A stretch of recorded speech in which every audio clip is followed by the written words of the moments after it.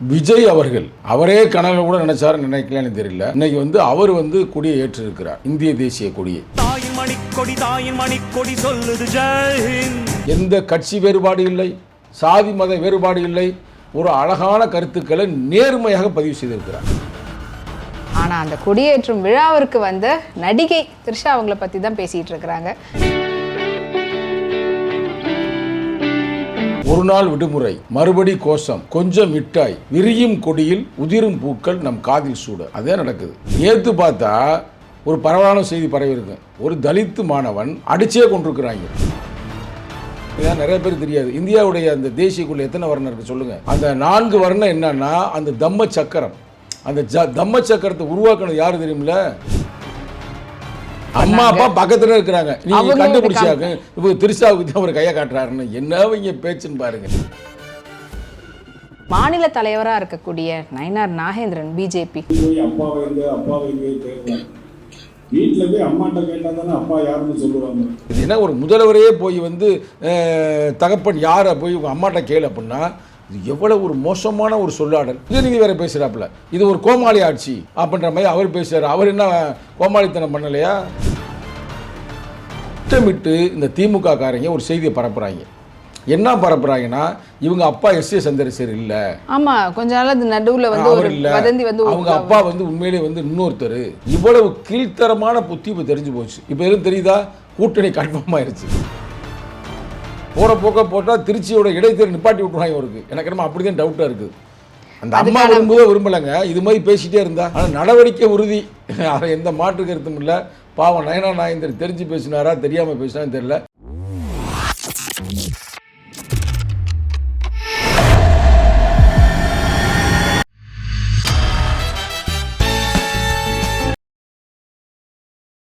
PPT நேயர்கள் அனைவருக்கும் வணக்கம். இன்னைக்கு நம்மிடம் இணைஞ்சிருக்கிறவங்க திரு சங்கத்தமிழன் அவர்கள், பிசிகா. வணக்கம் சார். வணக்கம்மா. இன்னைக்கு சுதந்திர தினம். முதல்ல உங்களுக்கு வாழ்த்துக்கள். இன்னைக்கு 80வது சுதந்திர தினத்தில் தமிழ்நாட்டில் முதல் முறையாக முதல் முறையாகவும் கொடியேற்றிருக்கிறாரு விஜய் அவர்கள்.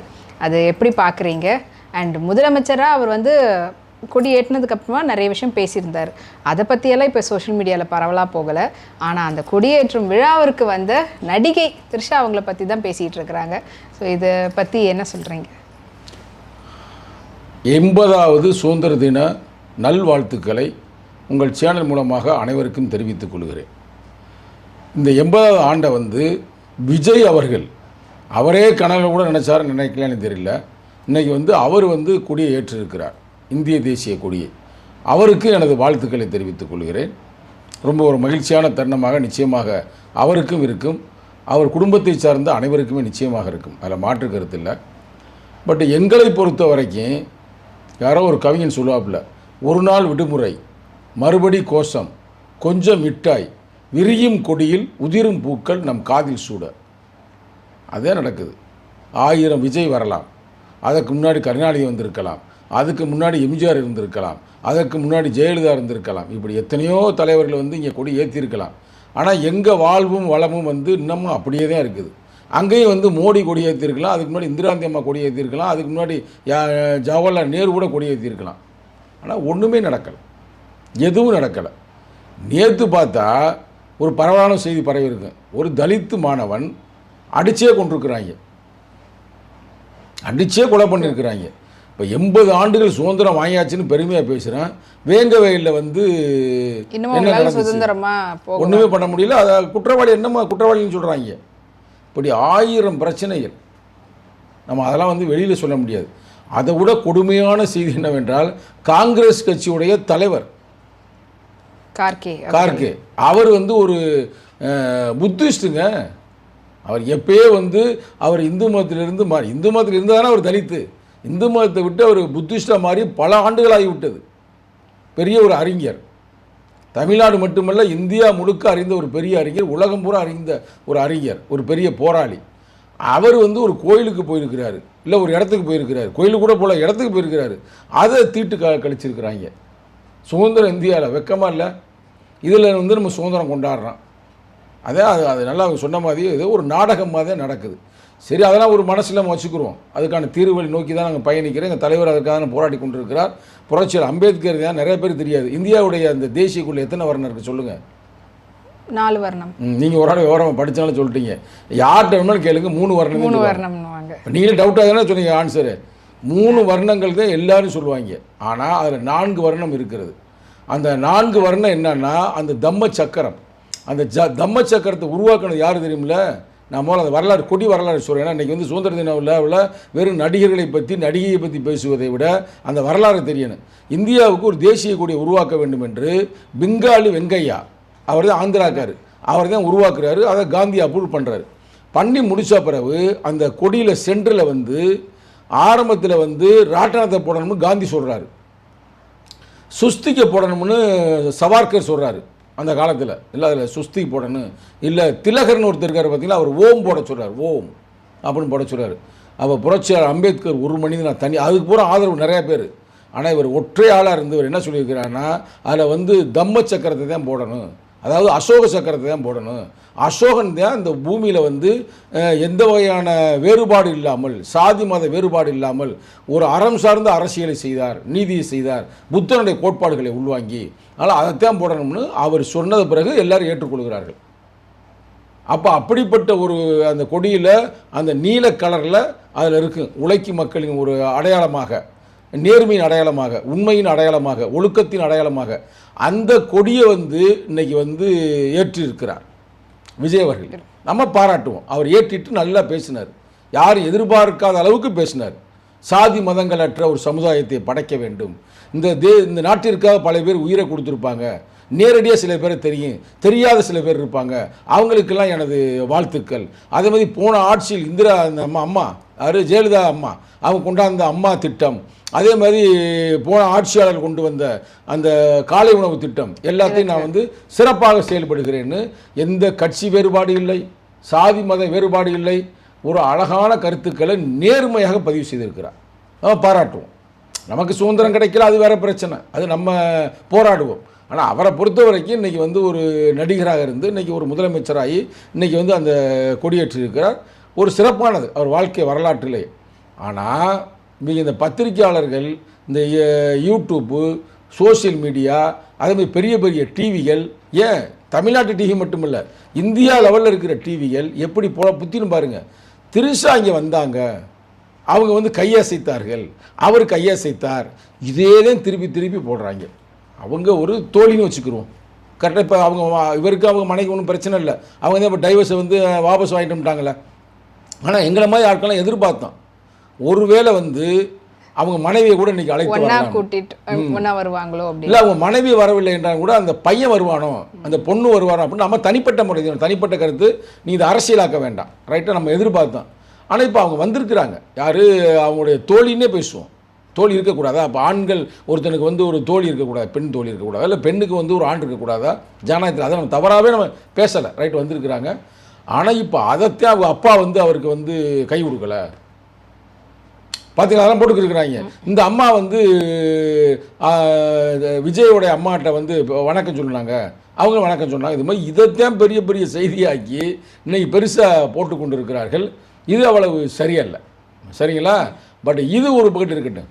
இன்னொரு பக்கம் என்னன்னா, எவ்வளவு ஒரு மட்டரகமானதுன்னு பாருங்க. இன்னொரு பக்கம் வந்து நானே கேட்கணும்னு நினைக்கக்கூடிய ஒரு விஷயம் சார். இது ஒரு பக்கம் நீங்க சொல்ற மாதிரி சோஷியல் மீடியா ஃபுல்லா திரிஷா வந்தாங்க, திரிஷாவுக்கு வந்துட்டு அவர் காமிச்ச சைகை அப்படி இப்படின்னு சொல்லிட்டு அவர் எல்லாருக்குமே தான் கையை அசைச்சுக்கிட்டு இருந்தாரு. அதே போல அவங்க அம்மாவும் வந்துட்டு அம்மா அப்பா பக்கத்துல இருக்கிறாங்க, நீங்க கண்டுபிடிச்சாங்க இப்போ திரிஷாவுக்கு தான் அவர் கையை காட்டுறாருன்னு என்ன இங்க பேச்சுன்னு பாருங்க. இல்ல, அம்மா அப்பாவுக்கு பக்கத்துல அவங்களுடைய சொந்தக்காரவங்களும் இருந்தாங்க, அவங்களும் வந்து கையை காட்டி இருக்கலாம். எல்லாருக்குமே தான் அவர் எல்லார் பக்கமும் பொதுவாக தான் காட்டிக்கிட்டு இருந்தாரு. இது இன்னொரு பக்கம். மாநில தலைவராக இருக்கக்கூடிய நயினார் நாகேந்திரன் பிஜேபி, அவர் இன்னைக்கு ஒரு விழாவில் வந்து பேசியிருக்கக்கூடிய பேச்சு ரொம்ப அருவருக்கத்தக்கதாக இருக்குது. அதாவது அப்பாவை காணும்னு சொல்லிட்டு சட்டசபையில் போய் தேடுறதை விட வீட்டில் அம்மா கிட்ட கேட்டால் தான் தெரியும் யார் அப்பான்னு சொல்லுவா அப்படின்னு சொன்னது வந்து ஒரு முதல்வர் கிட்ட இந்த மாதிரியான ஒரு பேச்சு தேவையா? இப்போ இதுலேருந்து உங்களுக்கு தெரியுதா திமுகவும் பிஜேபியும் கூட்டணி போட்டாங்கன்னு? நான் இதைத்தான் சொல்லிகிட்டே இருக்கிறேன். கனிமொழி அக்கா போய் டீ குடிக்க போகல, அங்கே போய் டீ பார்ட்டி போகல, அங்கே போய் கூட்டணி பேச்சுவார்த்தைக்கு தான் போயிருக்கிறாங்க. ஏன்னா சம்பந்தம் இல்லாமல் இன்றைக்கி முதல்வர் வந்து இங்கே கொடியேற்றுறார். இப்போ இதில் வந்து பிஜேபியோடைய தலைவர் இப்படி பேசுகிறார், என்ன அர்த்தம்? இவருங்கிட்ட பேசிட்டே இருக்க மட்டும் அங்கிட்டு உதயநிதி வேறு பேசுகிறாப்புல, இது ஒரு கோமாளி ஆட்சி அப்படின்ற மாதிரி அவர் பேசுகிறார். அவர் என்ன கோமாளித்தனம் பண்ணலையா? நான் தெரியாமல் தான் கேட்குறேன். அவர் பண்ணாத கோமாளித்தனமாங்க? பால்டாயில்வாங்க என்னென்னமோ பல வரலாறு சொல்கிறாங்க. அவருக்கு கையில் ரத்தத்தை கிழிச்சிக்கிட்டாருன்னு சொன்னேன். அதுக்கெல்லாம் அது என்ன நம்ம போகலை. அது வந்து உண்மையாக போய் தனிப்பட்ட அது உண்மையாக போய் கூட நமக்கு தெரியாது. நம்ம அதுக்குள்ளே நம்ம போகலை. ஆனால் இந்த பிஜேபியோடைய தலைவர் இவ்வளோ மட்டரகமான பேச்சு யோசித்து பாருங்கள். இவ்வளோ காலித்தனம். உண்மையிலே இப்போ அவர் கைது பண்ணிடுவாங்க. இப்போ நம்ம பேசி கொண்டு இருக்கிற இந்த தருணத்தில், ஏன்னா இப்போ ஒரு பெண்மகள் வந்து அவங்க கட்சியை சார்ந்த வழக்கறிஞர் வந்து போலீஸ் கமிஷனர் போய் பார்த்துட்டாங்க. பார்த்து கம்ப்ளைண்ட் பண்ணிட்டாங்க. எப்பவுமே அவர் கைது செய்யப்படலாம். ஏன்னா அவர் என்ன சொல்கிறாருன்னா, அப்பாவை காணோம்னு ஒரு அரசியல் ரீதியாக தான் போனார். அவர் தான் சொன்னார், என்னை அப்பாவை ஏற்றுக்கொள்ளுங்கள். அதனால போய் அவர் வந்து ஒரு நகைச்சுவையாக அவர் பேசுகிறார் சட்டமன்றத்தில், எங்கள் அப்பா வரலையே, ஆட்சி வெற்றி பெற்று வரலைன்னு சொல்கிறாரு. ஆனால் அதுக்கு வந்து எவ்வளோ நாளாச்சு? இல்லை, அதுக்கு அப்போவே அன்னைக்கே வந்து வெளியே எதிர்கட்சி தலைவராக இருக்கக்கூடியவர் இந்த மாதிரி தான் கோர்ட் வாசலில் அப்பாவை காணன்னு சொல்லி பசங்க தேடுறாங்க, புருஷனை காணன்னு பொண்டாட்டி தேடுறாங்கன்னு சொல்லிட்டு, அதுவே வந்து ஒரு கொஞ்சம் இதுவான விஷயந்தான். அவரோட தனிப்பட்ட வாழ்க்கையை பற்றி பேசுறது. அது இவ்வளோ நாள் கழிச்சு இப்போ இவர் அது எவ்வளோ மோசமாக பேசியிருக்க. நீ அதை பாருங்க. மற்ற கூட காணாமே தேடுறாங்கன்னா தேடிட்டு போகிறாங்க, ரைட்டு, அது ஒன்றும் தப்பு இல்லை. ஆனால் போய் அம்மாட்ட போய் நீங்கள் கேளுங்க யார் அப்பானா, அது எவ்வளோ ஒரு மோசமான ஒரு கருத்து. ஏங்க எஸ்.ஏ. சந்திரசேகர் தான் அங்கே கல் மாதிரி உட்காந்துருக்குறாங்க. யாரப்பா நிறைய பேர் சொல்கிறாங்க. அதை நான் இடத்துல நான் தெளிவுபடுத்த விரும்புகிறேன். எனக்கு சில நண்பர்கள் இருக்கிறாங்க சினிமா துறையில், நம்ம அவங்களாம் பேசுகிறோம்ல. இவங்க திட்டமிட்டு இந்த திமுக காரங்க ஒரு செய்தியை பரப்புகிறாங்க. என்ன பரப்புகிறாங்கன்னா, இவங்க அப்பா எஸ்.ஏ. சந்திரசேகர் இல்லை. ஆமாம், கொஞ்ச நாள் அது நடுவில் வந்து ஒரு வதந்தி வந்து அவங்க அப்பா வந்து உண்மையிலே வந்து இன்னொருத்தர். ஒரு போட்டால் வந்து யதார்த்தமாக ஒரு சர்ச்சில் வந்து திருமண நாளில் வந்து கொண்டாடுறாங்க சர்ச்சில். அப்போ பையன் நிற்கிறாப்புல. அப்போ திருமண நாளை கொண்டாடுறது அவங்க என்ன நினச்சிக்கிறாங்கன்னா, திருமண நாளில் எப்படி விஜய் பிறந்திருப்பார்? அவரே வந்து ஒரு பேட்டியில் சொல்லியிருந்தாருன்னு நினைக்கிறேன், எஸ்ஏசி அவர்களே. என்ன சொன்னார்? இது வந்து இந்து முறைப்படி அவருக்கு திருமணம் நடந்துடுச்சு. ஆனால் அவர் வந்து கிறிஸ்துவர்ன்றதுனால எனக்கு அது ரொம்ப நாளாக அது பண்ணணுன்றதுக்காக அப்போ அந்த சமயத்தில் நாங்கள் எது எப்படி எங்க நீங்கள் விஜயோடைய முகத்தையும் நீங்கள் எஸ்.ஏ. சந்திரசேகர் முகத்தையும் பாருங்கள். சிறு குழந்தைய கூட தெரியும். நீங்கள் பார்த்தீங்கன்னு வச்சு இன்னொரு அதிசயம், யார் எந்த குழந்தைகளுக்கும் தகப்பனுங்க அப்படி இருக்காது. நீங்கள் லெஃப்ட் சைடில் பாருங்கள், ஒரு மச்சம் இருக்கும். நீங்கள் விஜய் பாருங்க, அதெல்லாம் ரொம்ப ஒரு அதிசயமான ஒரு விஷயங்க. நம்ம மச்சத்தை வச்சு மட்டும் சொல்ல, முகச்சாடையை பார்த்தாலே தெரியுது. இதுக்கு என்ன நம்ம வந்து சொல்லணும்? அதெல்லாம் உண்மையில் அதே மட்டரகமான பேச்சு. இப்போ இப்படிலாம் பேசுகிறவங்கன்னா அவங்க எப்படி ஒரு நல்ல ஆட்சியாளராக இருப்பாங்க? இவங்க மோசமானவங்க. பிஜேபிக்காரங்களும் திமுககாரங்க நம்பாதீங்க. இவங்க வந்து கேவலமாக பேசினாங்க. திமுககாரன் ஒரு காலத்தில் வந்து ஜெயலலிதா அம்மையாரை பேசாத பேச்சே இல்லை. ஒன்றும் தெரியாத பாப்பா போட்டா தாப்பா அப்படின்ற மாதிரி எது அந்த புக்கிலே வரும். அவங்களுடைய புக்கு ஒன்று இருக்குல்ல, கட்சி புக்கு ஒன்று வருமே, அதனால் குரலோவியமாக அது பேர் என்ன, இது அது பேர் என்ன முரசொலியிலே வந்துச்சு. நானே கண்ணால் பார்த்துருக்குறேன். அவ்வளவு கேவலமாக பேசுவாங்க. யாரா? நம்ம எம்ஜி ராமச்சந்திரனையும் ஜெயலலிதா அம்மையாரையும் அவ்வளோ கேவலமாக சொல்லவே முடியாதுன்னு வச்சுக்கல. வெளியிலேயே அந்த காலகட்டத்தில் அறிஞர் அண்ணா கூட பேசியிருக்கேன்னு சொல்கிறாங்க. நம்ம அவங்க ஒன்றும் படிதாண்டாத பத்தினியும் இல்லை, நான் முற்றும் திறந்த முனிவரும் இல்லை அப்படின்ற மாதிரி ஒரு நடிகையை பற்றி அந்த காலத்துல எல்லாம் பேசியிருக்கிறாங்க. நிச்சயம் அவரெல்லாம் பேசியிருக்க மாட்டாருன்னு நான் எண்ணுகிறேன். ஏன்னா அறிஞர் அண்ணான்றது ஒரு பெரிய அறிவாளி. நடிகை பானுபதி பற்றி கேட்கும்போது சொல்கிறாங்க. எவ்வளோ உண்மையாக பொய்யான்னு தெரியல. இது என்ன பேச்சுன்னு கேட்குறேன். சம்மந்தம் இல்லாத பேச்சு. சரி, அந்த பேச்சு தான் இல்லாமல் இவர் வந்து பிஜேபிக்காரு. அப்புறம் தான் பார்த்தேன் இந்த பிஜேபிக்காரன் என்ன பண்ணியிருக்கிறாங்கன்னா, நீ நல்லா பாருங்கள், நீ அரசியல் அப்சர்வ் பண்ணிங்கன்னா தெரியும். இந்த காங்கிரஸ் ஆட்சி இருந்துச்சு பார்த்தீங்களா, அப்போ வந்து சோனியாவை வந்து பிரதமராக்குவதற்கு முயற்சி நடந்துச்சு. அப்போ அவங்க சோனியாவை பற்றி பேசாத பேச்சே இல்லை. அவ்வளவு கேவலமாக பேசினாங்க. ஏன் இப்போ வந்து ராகுல் காந்தியே அவங்க தங்கச்சி மகளோட பக்கத்தில் உட்காந்துருக்கும் போது அந்த போட்டோ எடுத்து அதை கேவலமாக பேசினாங்க. அப்போ நல்லா யோசித்து பாருங்கள். இது வந்து வேறு யாருமே செய்ய மாட்டாங்க. இந்த திமுக காரன், இந்த பிஜேபி, நீ மற்ற எந்த கட்சி நீங்கள் நான் சொல்கிற யோசித்து பாருங்கள். அதிமுக காரன் கூட அப்படி செய்ய மாட்டாங்க. நீங்கள் பாருங்கள், இவ்வளவு கீழ்த்தரமான புத்தி இப்போ தெரிஞ்சு போச்சு. இப்போ எதுவும் தெரியுதா? கூட்டணி கன்ஃபார்ம் ஆயிடுச்சு. அப்போ அது உண்மைதானா? அப்போ இப்போ பேசணும் என்ன இருக்குது, தேவை இருக்குது? நீங்கள் சொல்லுங்கள். சம்மந்தமே இல்லாமல் இப்போ எதுக்கு இப்போ எடுத்து அதை பேசுகிறீங்க? இப்போ அதில் என்ன தேவைகள் இருக்குது? அப்போ எவ்வளோ அயோக்கியத்தனமான ஒரு வன்மத்தை கக்குறாங்க. என்னன்னா இதுலேருந்து தெரிஞ்சுக்கிறீங்க, விஜய் வந்து பிஜேபிக்கு ஒத்து போகலை.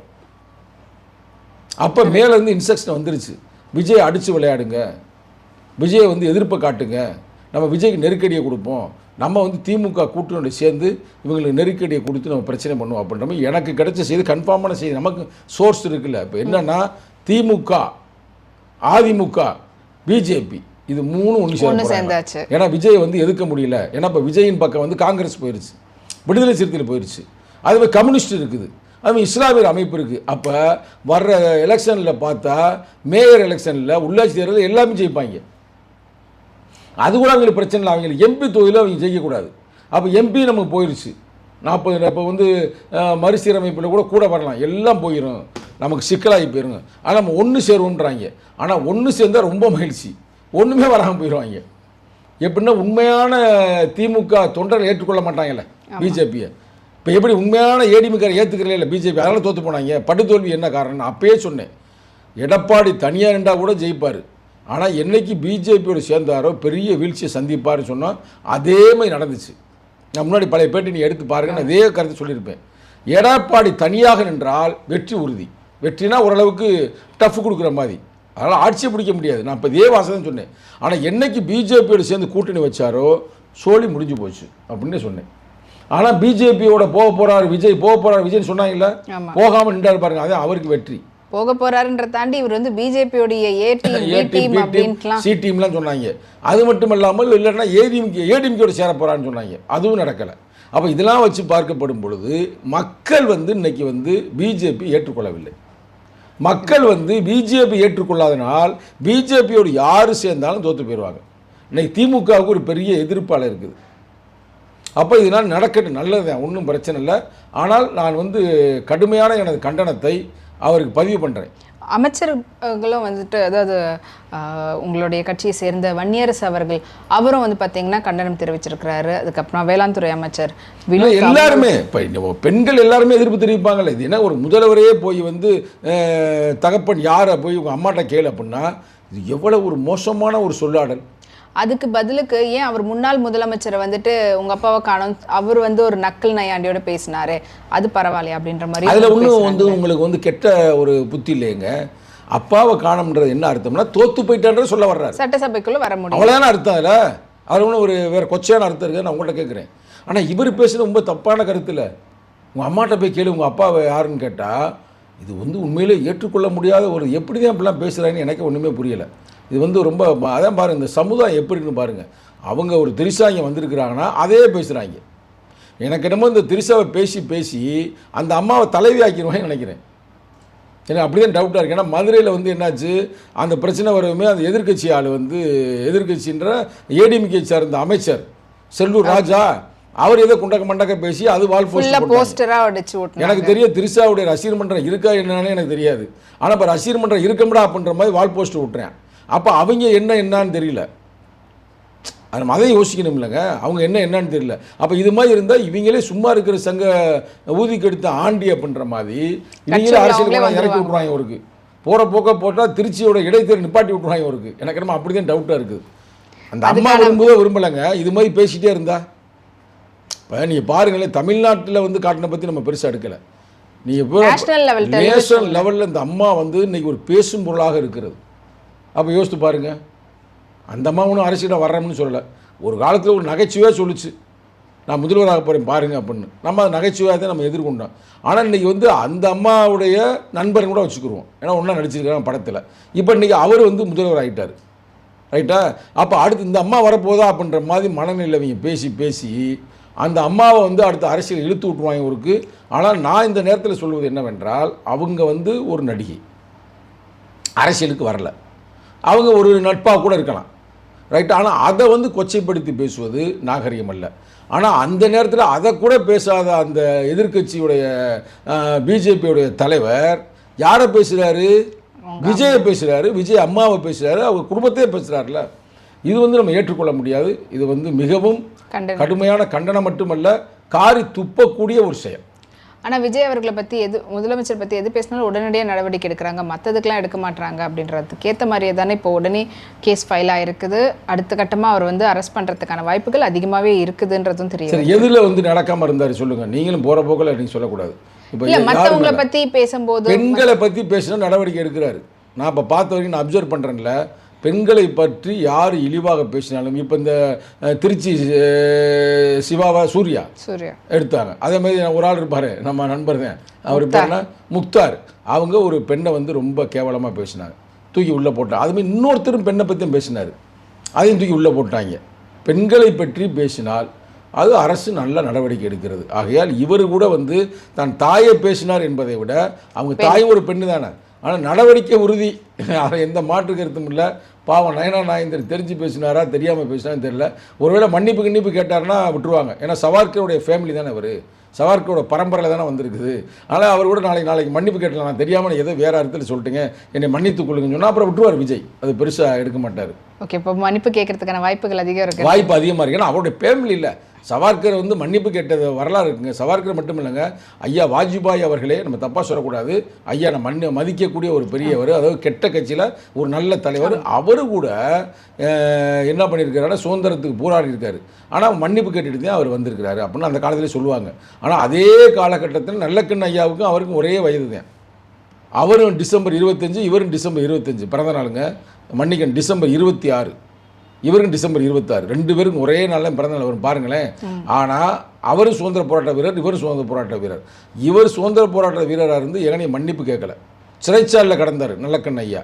ஆனால் இவர் வந்து மன்னிப்பு கேட்டு பிஎம் ஆகிட்டார்.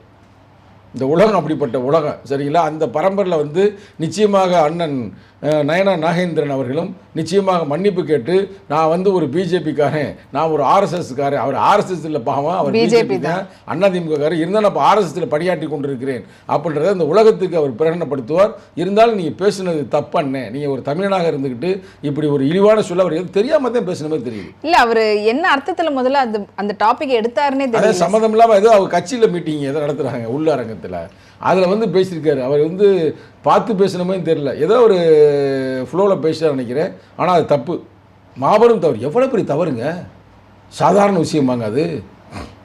அது யாரும் ஏற்றுக்கொள்ள மாட்டார்கள். கடுமையான வந்து நிச்சயமாக அவர் தண்டனை அணிவிக்க வேண்டிய சூழ்நிலை இருக்குது. அதனால் அதை மன்னிப்பு கேட்டு தப்பித்து விடுவார் என்று நம்புகிறேன்.